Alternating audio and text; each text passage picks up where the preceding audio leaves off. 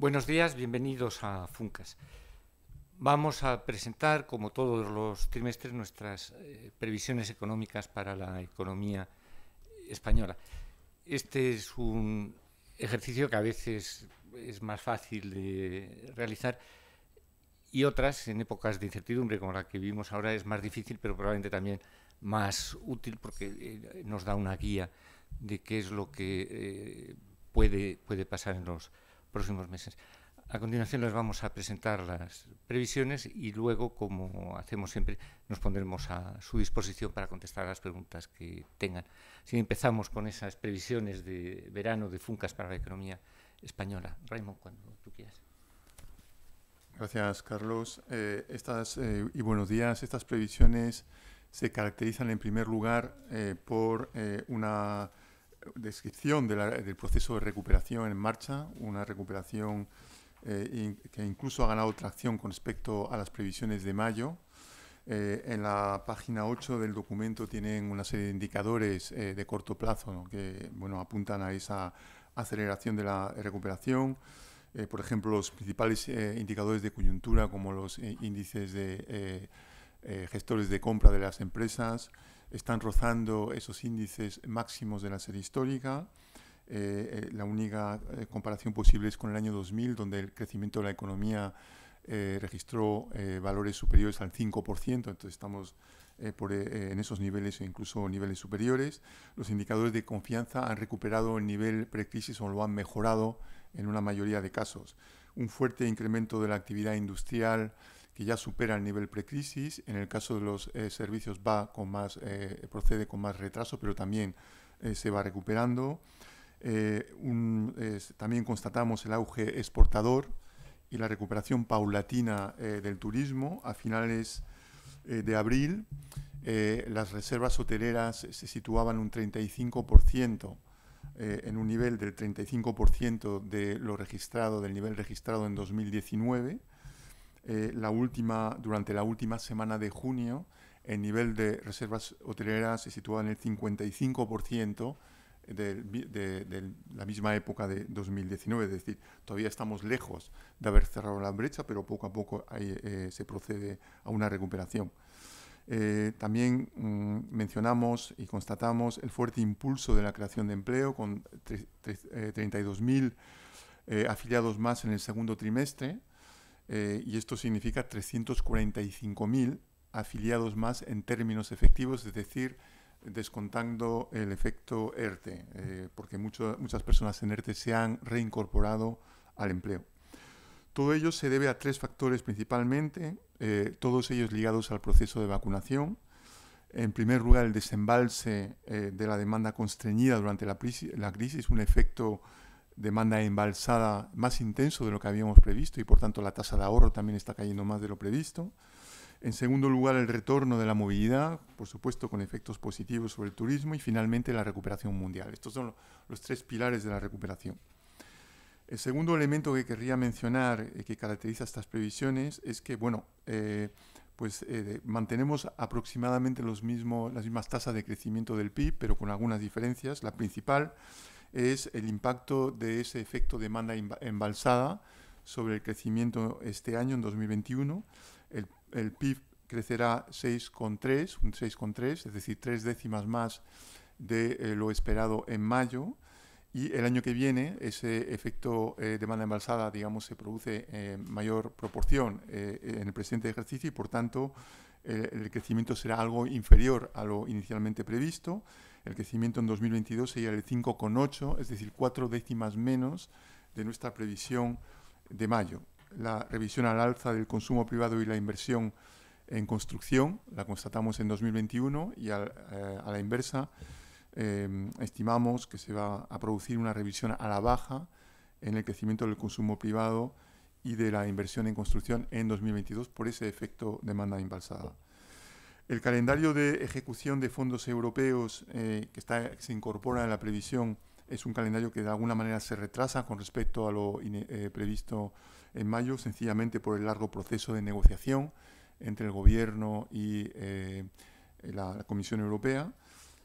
Nuestra hipótesis es que se gastarán efectivamente 10.000 millones de euros en 2021, mayoritariamente en el segundo semestre de 2021, y 26.000 millones de euros en 2022. Entonces, estamos hablando de 4.000 millones menos de gasto en 2021 con respecto a la previsión de mayo y aproximadamente lo mismo de lo previsto para 2022. Esta revisión al alza hubiera sido incluso más intensa de no ser por dos factores que se han producido en fechas recientes.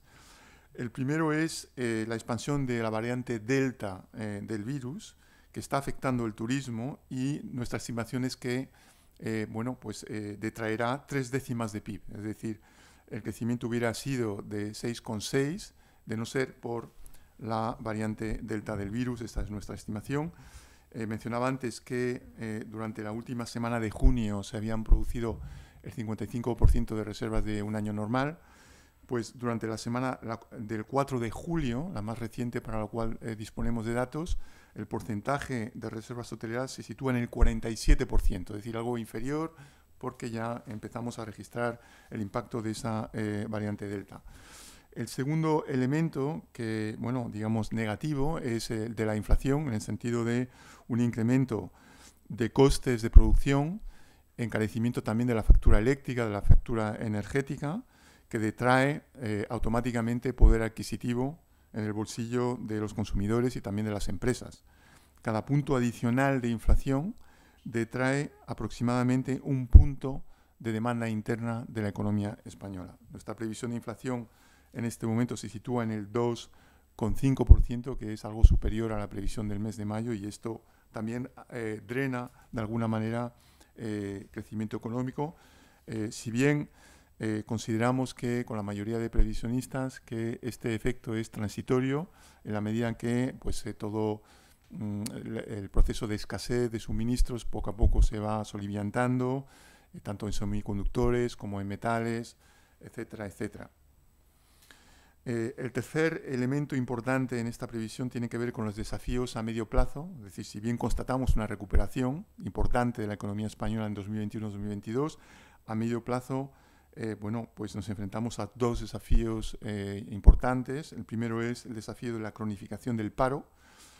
Al final del periodo de previsión todavía estaríamos en el 14,3 de tasa de paro. Esto es medio punto más que antes de la crisis.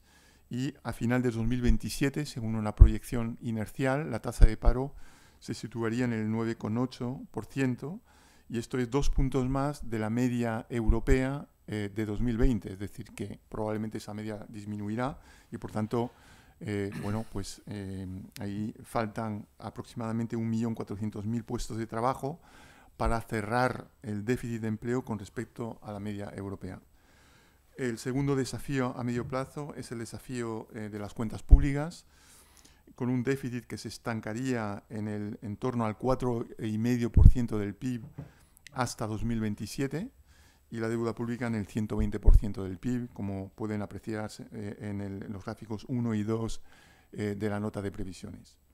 Estas son proyecciones, insisto, inerciales, es decir, que no incluyen las reformas anunciadas en el plan de recuperación, porque estas reformas todavía se trata de, digamos, de alguna manera de discutirlas en el Congreso y traducirlas en normativas o cambios y reformas efectivas que todavía desconocemos. Muchas gracias. Muchas gracias, Raimon. Para concluir voy a insistir en esos dos principales desequilibrios a los que se enfrenta la economía española, el paro y la deuda, y su previsible evolución en los próximos trimestres y años. Como hemos señalado, la economía española ha iniciado una recuperación vigorosa, con crecimientos cercanos al 6% anual, tanto este año como el que viene. Eso quiere decir que a finales del año que viene estaremos más o menos donde estábamos antes del inicio de la pandemia, pero sin embargo hay estas dos áreas que acabo de señalar, paro y deuda, en las que la recuperación no llegará de manera automática y solo llegará si se adoptan las medidas adicionales que se han planteado en el plan de recuperación y resiliencia y se adoptan en la dirección adecuada. En cuanto al empleo, si bien, como ya les hemos señalado, la tasa de paro podría llegar a un máximo del 16%, del 15,8% este año, la previsión es que el desempleo vaya disminuyendo al 14,7% en 2022 y al 12,5% en 2023, pero que se mantenga en niveles muy altos. Y esto significa, y es importante tenerlo en mente, significa que tras la pandemia la brecha frente a nuestros principales socios europeos, la brecha de empleo se habrá agrandado, será mayor que era antes de la crisis. Alemania y otros países del centro y del norte de Europa se acercan ya al pleno empleo, y otros países más cercanos, como por ejemplo Portugal, han emprendido reformas para atajar la polarización y mejorar el capital humano. Visto de otra manera, la tasa de desempleo que tenemos hoy en España cuadruplica la que tiene Alemania. Y esto es ciertamente un problema. Es muy difícil sostener un estado del bienestar que queremos que sea comparable al de, por ejemplo, Alemania o otros países del centro de Europa, cuando tenemos 4 veces más paro que el que tienen ellos. Así que el mensaje es que urge poner en marcha las reformas sugeridas en el plan de recuperación. Solo así se mejorarán las perspectivas de empleo de los colectivos más castigados por la crisis, como por ejemplo los jóvenes y otros colectivos con dificultades históricas para acceder a un empleo de calidad. El otro desequilibrio persistente es el déficit público. En un escenario inercial, sin cambios significativos, el déficit de las administraciones se mantendría en niveles elevados los próximos años y no bajaría del 4,5% de aquí hasta por lo menos el año 2027, que es cuando acaba el periodo presupuestario europeo. Consecuencia de este déficit, la deuda pública se estancaría en torno al 120%, un nivel muy elevado, cerca de 25 puntos más que el que teníamos antes de la pandemia, o, visto de otra manera, un nivel de deuda que duplica al que tiene Alemania. Esta es, por tanto, una situación de vulnerabilidad ante un posible endurecimiento de la política monetaria o una reactivación que eventualmente llegará de las reglas fiscales europeas, esas reglas fiscales que fijaban como niveles de alerta para el déficit en el 3% y niveles de alerta, de alarma para la deuda en el 60%. Bueno, nosotros estaríamos en el 4,5% de déficit dentro de 5 o 6 años y en una deuda del 120%, muy por encima de esos niveles de alerta. Así que para evitar que tengamos que hacer ajustes más adelante, es importante que adoptemos las medidas que permitan reconducir esa deuda a niveles más llevaderos. Termino. En definitiva, a medio y largo plazo, la economía española se enfrenta al riesgo de cronificación de los déficits fiscales y de empleo. Esta no es una predicción, no lo es en absoluto, es simplemente un recordatorio de la importancia de acometer las reformas sugeridas en el plan de recuperación y de acometerlas, por supuesto, en la dirección adecuada. Y terminamos aquí nuestra presentación, nos ponemos a su disposición para intentar contestar las preguntas que puedan tener. Gracias.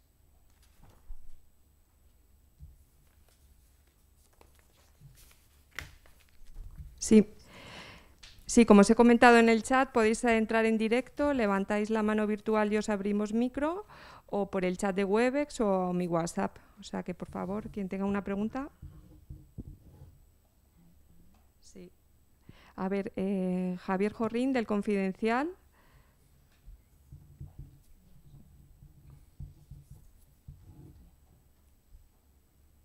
Hola, ¿me escucháis? Sí, perfectamente. Muy bien. Bueno, lo primero, muchas gracias por la rueda de prensa. Ha sido muy interesante. Yo tenía varias preguntas. En primer lugar, quería saber, ¿consideran que los ERTE deberían mantenerse una vez que se agote el periodo actual de vigencia, que es a finales de septiembre, o si consideran que ya deberíamos plantearnos algún mecanismo diferente para que esas empresas no se queden ahí atascadas de forma permanente? Y luego quería saber hasta qué punto las variantes del coronavirus y la nueva ola que estamos viendo podrían afectar a la temporada turística. No sé qué previsión de llegada de viajeros tienen sobre los datos que registramos en 2019 en porcentaje a lo largo del verano, si nos lo podrían decir. Muchas gracias.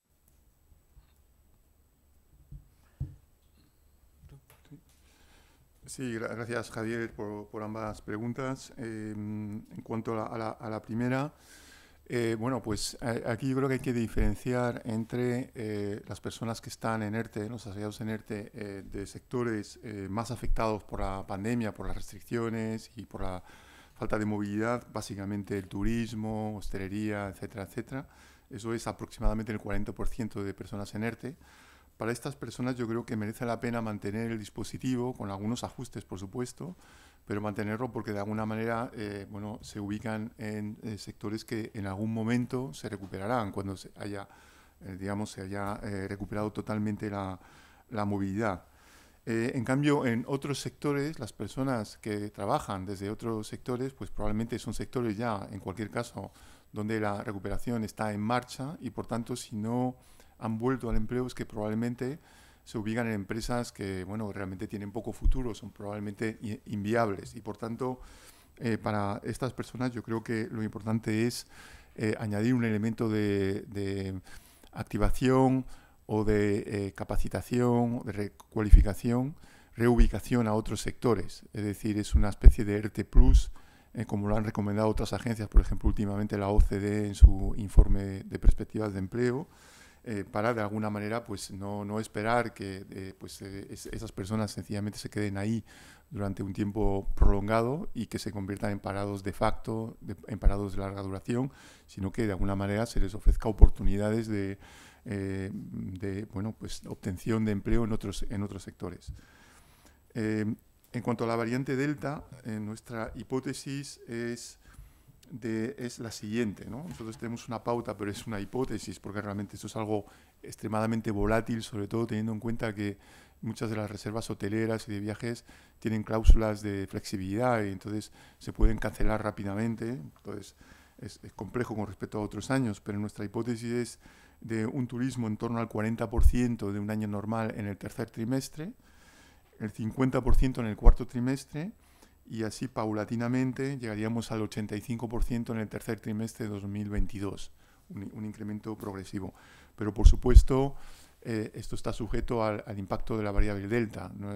Los ingresos por turismo estimados según esta hipótesis para el tercer trimestre son de 8.500 millones de euros, pero bueno, si la variante delta paralizara ese turismo internacional, pues podría ser, por ejemplo, la mitad. Esto detrae algo de crecimiento económico, evidentemente, a la previsión. Esta es la hipótesis que hacemos de turismo y el impacto de la variable delta.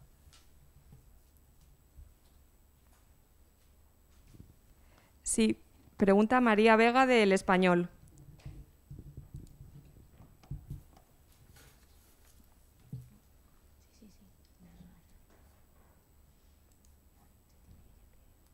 Hola, buenos días. Hola. Muchas gracias. He tenido algún problema de conexión, así que lo siento si hay algo que pregunte y a lo mejor ha salido. Pero bueno, yo quería saber, porque se están produciendo movimientos en las previsiones macroeconómicas en la línea de subir algo lo que vamos a crecer en 2021 y bajar algo lo que vamos a crecer el próximo año. No sé si les preocupa que la recuperación vaya perdiendo fuelle y bueno, pues al final que digamos que a largo plazo este rebote que vamos a ver este año no se traduzca pues, en una recuperación sostenida para España.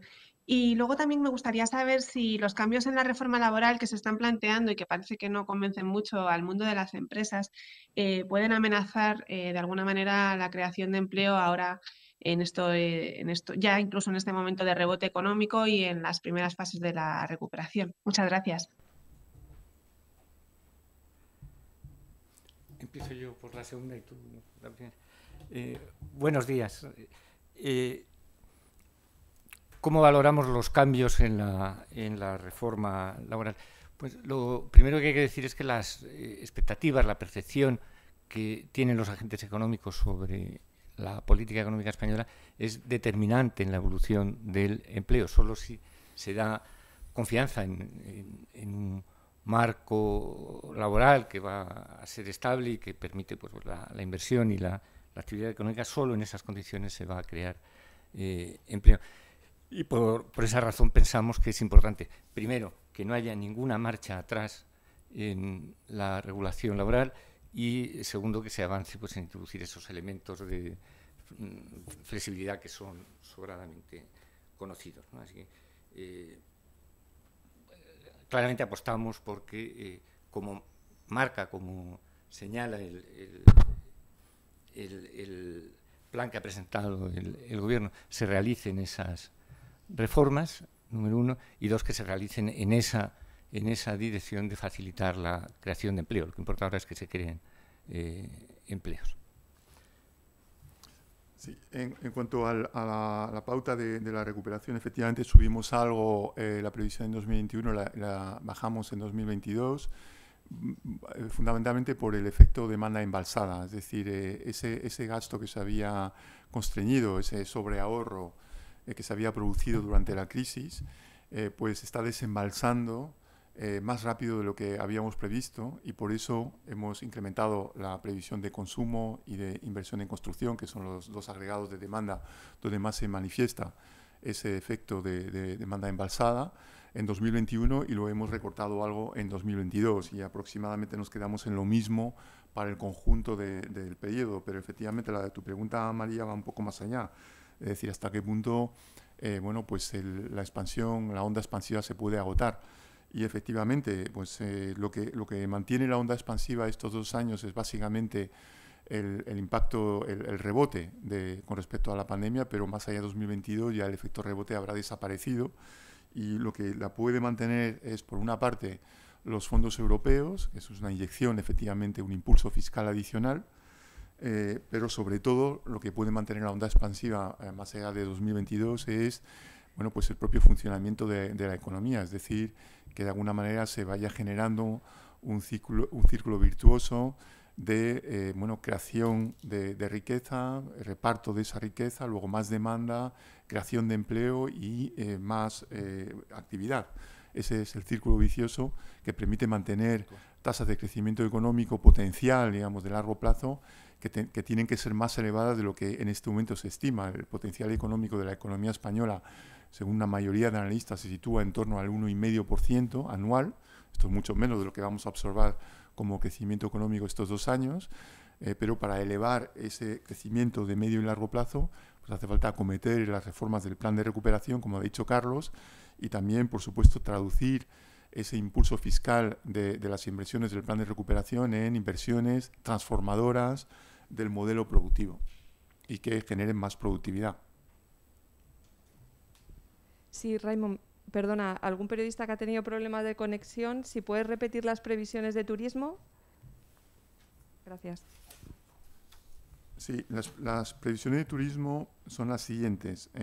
Nosotros hacemos la hipótesis de un turismo situado en el 40% del turismo en 2019, es decir, tendríamos aproximadamente el 40% de entrada de turistas y de ingresos por turismo en el tercer trimestre de 2021, el 50% en el cuarto trimestre del 2021, y paulatinamente iría creciendo ese porcentaje hasta alcanzar el 85% del turismo registrado en el tercer trimestre de 2019 en el tercer trimestre de 2022. Es decir, en el tercer trimestre de 2022 nuestra hipótesis es de un turismo que representaría el 85% del turismo en un año normal.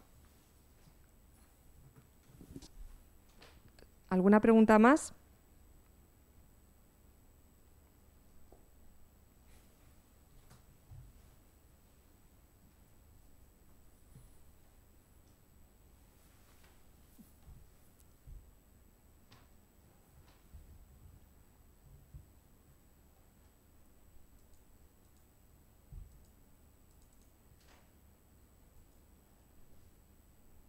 Bien, parece que no hay más. Pues parece que vamos a terminar aquí.